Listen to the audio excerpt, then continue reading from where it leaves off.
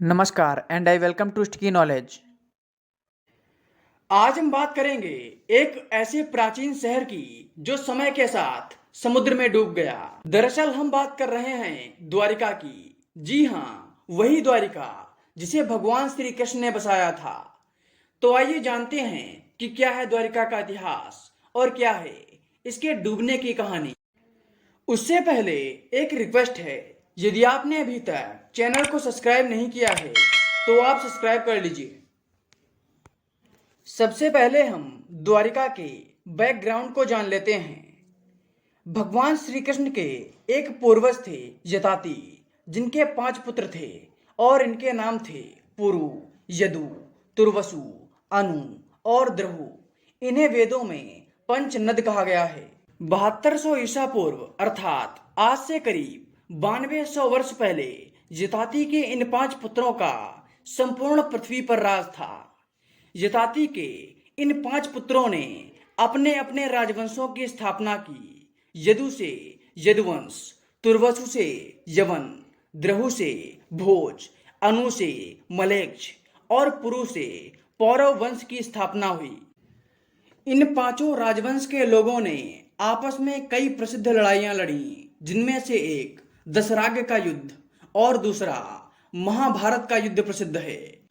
यताति के इन 5 पुत्रों में से यदु को बंटवारे में वर्तमान सिंध और गुजरात का क्षेत्र मिला और यहाँ यदुवंश की स्थापना हुई। इसी यदुवंश में एक राजा हुए रैवतक, जिन्होंने समुद्र में कुश बिछाकर एक यज्ञ किया और यहाँ पर कुशस्थली नाम का एक नगर बसाया, जिसे बाद में द्वारिका के नाम से जाना गया।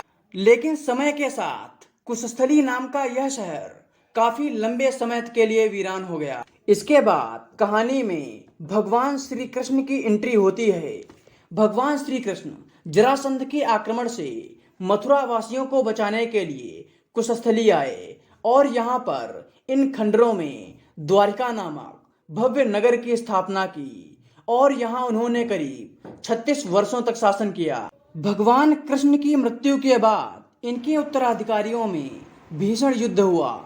यदुवंश के आखिरी राजा वज्रनाभ इस युद्ध में बच गए और वो अर्जुन के साथ हस्तिनापुर आए, जहां उन्हें मथुरा का राजा घोषित किया गया। आपको बता दें, वज्रनाभ के नाम से ही मथुरा क्षेत्र को ब्रजमंडल कहा जाता है। अब बात करते हैं द्वारिका की। आखिर यदुवंश के आखिरी राजा वज्रनाभ के बाद द्वारिका का क्या हुआ, इसके बारे में कोई ठोस जानकारी नहीं है। 1970 से पहले द्वारिका एक काल्पनिक शहर था। 1970 में भारतीय वायुसेना के पायलटों ने अरब सागर में एक अंडर वाटर सिटी होने की जानकारी दी।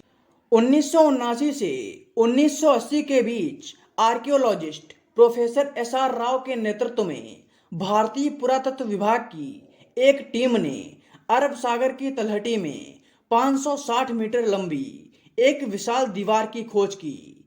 साथ ही उन्हें उस समय के तमाम बर्तन और कुछ खंभे भी मिले। इसके बाद कई ऐसी रिसर्च सामने आई जिनमें पता चला कि समुद्र के इस हिस्से में एक अति उन्नत प्राचीन नगर द्वारिका दफन है। अब बात करते हैं कि आखिर यह शहर डूबा क्यों। इस पर विद्वानों के अपने अलग अलग मत हैं। कुछ का कहना है कि जब हिमयुग समाप्त हुआ तो समुद्र का जलस्तर बढ़ गया, जिसके कारण देश दुनिया के कई तटवर्ती शहर डूब गए। द्वारिका इन शहरों में से एक थी।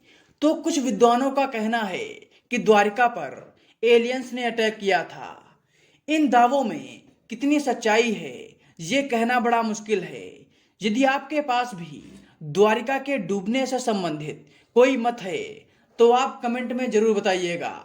तो उम्मीद है आपको वीडियो पसंद आई होगी। यदि आपको वीडियो पसंद आई हो तो चैनल को सब्सक्राइब कर लीजिए। धन्यवाद।